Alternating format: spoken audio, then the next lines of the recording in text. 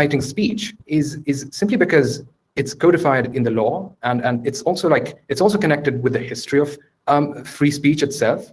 Like if you go back to Milton or Stuart Mill, all of them, or the US Supreme Court right now, they have this, they agree that, free speech, you should be able to express your ideas in any way, manner, form you want.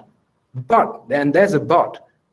You can't advocate for violence. You can't use speech that leads to imminent lawless action. So I think that's one reason why, and then that's the main reason why we're getting specific with the definition when it comes to inciting speech, while acknowledging that controversial ideas should be able to flourish as you propose. Could I just jump in and follow up on that? We're almost out of time, but I do want to hear you reflect on whether supporting politicians with inciting speech is the same as the student org themselves using the speech, right? It does seem like on both sides. I'd really like to hear a little bit more clarity about that in our last minute or so. Absolutely. So Akash clarified in our speech, and I'm just going to reiterate. Even if an individual club member, like say you have a club which endorses a candidate which uses violent inciting speech, even if an individual club member disagrees with that person, we don't think that the university has to weigh the consequences, right? Even if some individual club members say, no, I don't really like X part of this person's ideas, they're still lending their support. They've still agreed to lend their support. And the support and the consequences that come out of that support is what matters, especially when you consider the university's responsibility in all this. We all agree that the university should exist to defend free speech, but also ensure student safety. When there is a club which is actively supporting violent ideas on campus, then that is one of the most blatantly obvious reasons for the university to get involved and to take banning action. Again, it doesn't necessarily matter if the individual people don't like the candidate. If they are lending the support, then those ideas are being promoted. Oh, you're muted. Sorry. 1 minute for Alyssa and Cameron if you want to respond to that. Yeah, I'll respond. The definition of support is agreed on by both teams. It can be a very broad thing. And the app is trying to paint the picture like if you merely voted for somebody because you like him a little bit more than somebody else, then that means you're perpetuating every single idea or piece of rhetoric that this person may be perpetuating, when that's simply not true. And additionally, inciting speech is more so an umbrella term that encompasses both positive and negative call to action. What the affirmative kind of gets into with that definition would constitute like literal hate speech, which, to clarify, we both agree that that does not deserve a platform. But there's this entire other spectrum of inciting speech. So a club merely existing with a candidate's name attached to them is not the same as these clubs going out and doing hateful things themselves. Well, thank you for that rich discussion. What a wonderful round two. Lovely engagement with one another. So now we move to our final round, closing statements. So you each have 4 minutes to conclude, and we will start with team one. All right. So as a way to conclude, I just want to thank you all for coming. Thank my opponents. This has clearly been a very spirited, very exciting debate. And this is honestly the debate we really envisioned when we were prepping for this resolution. So I appreciate that. Didn't throw us any curveball, which is nice. But I think that so this speech, I'm gonna clarify a few things. First, I'm going to paint you a scenario of what this resolution looks like on the ground. Then I'm going to clarify some definitional issues, finalize. I don't know if we'll ever be able to get true clarity because that's just the nature of this resolution, but hopefully simplify and crystallize what's really at stake in this round. So I'm a Jewish student. I'm proud of the fact that I can be Jewish and open on campus. And say I'm walking down my campus's main area that clubs participate in. I'm happy, I'm active, I'm already participating in political clubs, and I feel appreciated by my campus environment. But then I see a club which is actively supporting violent ideas and a candidate who makes violent statements. Once again, this is not your boilerplate Democrat Republican club, even clubs that are focused on specific issues, because those types of candidates don't really use speech which leads to imminent lawless action, which again, it's recognized by the Supreme Court, and that's the definition of inciting speech. So this is an extremist club, a club which supports a very extremist, radical group.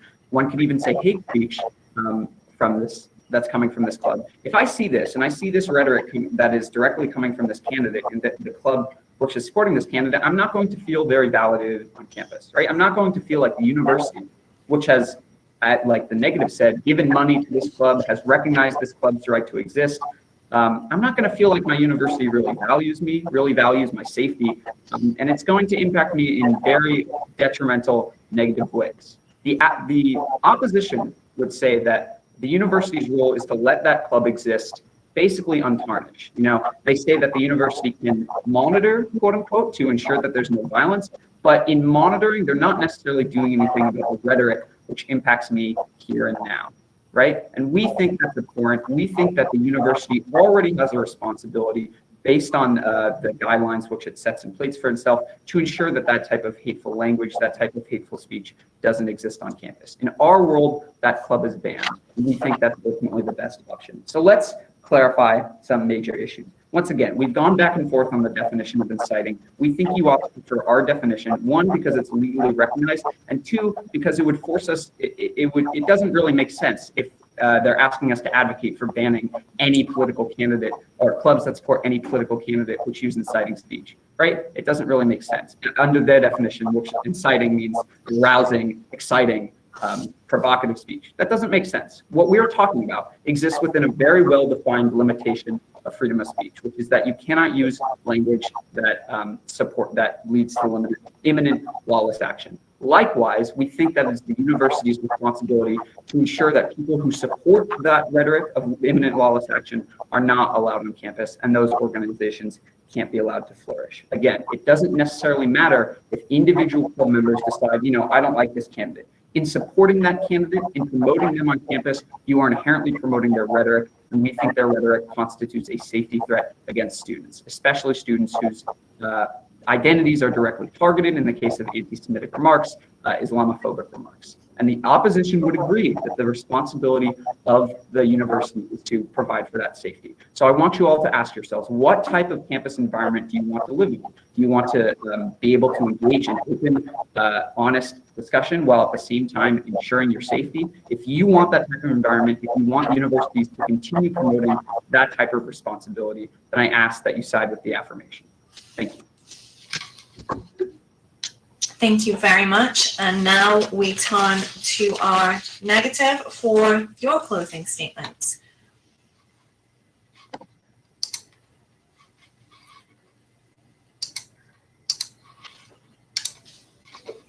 First and foremost, I'd like to thank everyone for taking the time to be here and participate in this debate today. Progressiveness for topics like these begin by engaging in conversation, and we've done so fairly eloquently today. I'd like to ask you a question. What does a diverse, inclusive learning environment look like to you? As the NEG, we believe that a proper learning environment is one in which there is a constant free exchange of ideas, freedom of speech and expression, and cultivating an environment that fosters all beliefs. Our opponent throughout this round has tried to muddy the waters and make you think that we're trying to encourage hateful speech behavior or invalidate the political consequences they have, but this could not be farther from the truth. They're trying to make you think that we're radicalizing their case. They claim that we want them to ban all clubs. The reality is that's not something we're asking for.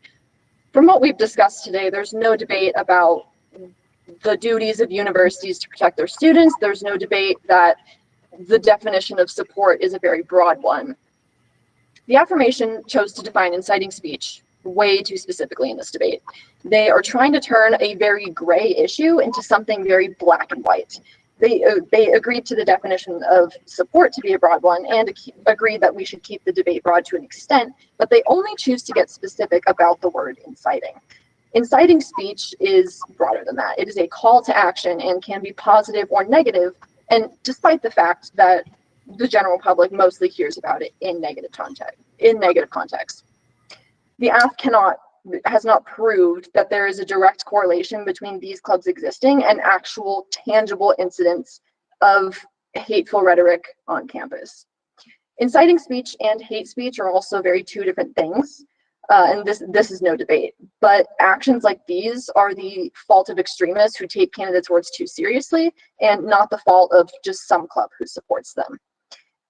Now, like they said, there's a difference between a political club supporting a candidate versus being explicitly hateful, and we are acknowledging this difference. But the resolution doesn't say specifically being hateful. It just says supporting a candidate that uses some type of call to action speech. And this is where they contradict themselves, because there is a difference between just existing and going out and doing hateful things. So if a club isn't causing harm, there's really no reason to take any action. And this is where we also get into the definition of support. In order for the AF's case to make perfect sense, it would need to assume that a political club is blindly loyal to the candidate they gather for, which, like we've pointed out, is not usually true. Elections are a lesser of two evils situation, and supporting a candidate definitely does not mean you support everything they do. It just means you support them more compared to other candidates. The AF also does not think about the impacts that banning certain clubs would have. This brings me back to our case. But they're not looking at the real cause of the problem. They're not cutting off the root. They're just cutting off one of the weeds, and they're going to send the clubs underground. But at the end of the day, it's not going to actually do anything to reduce any inciting speech, reduce any hateful rhetoric. It's just taking one effect of a deeply rooted problem and sending it elsewhere. So that way it's not the university's problem, but it's still going to be very much a problem. Banning these clubs would allow them to go unmonitored outside the public eye, which leads to them going more underground, gaining more traction because they can now use the fact that they were banned as a controversy for their cause. And it makes them harder to deal with because we don't have a university administration keeping an eye on them. A vote for our opponents is a vote to oppress students for having political views. It is a vote to limit the free exchange of ideas on university campuses and ultimately let inciting speech go unmonitored, which ultimately causes harm to our students. Schools have a duty to protect those who attend it, to build a learning environment that does not try to censor clubs for having an opinion. And a vote for the negation ensures that students attend an environment where discussion and discourse is encouraged, not banned.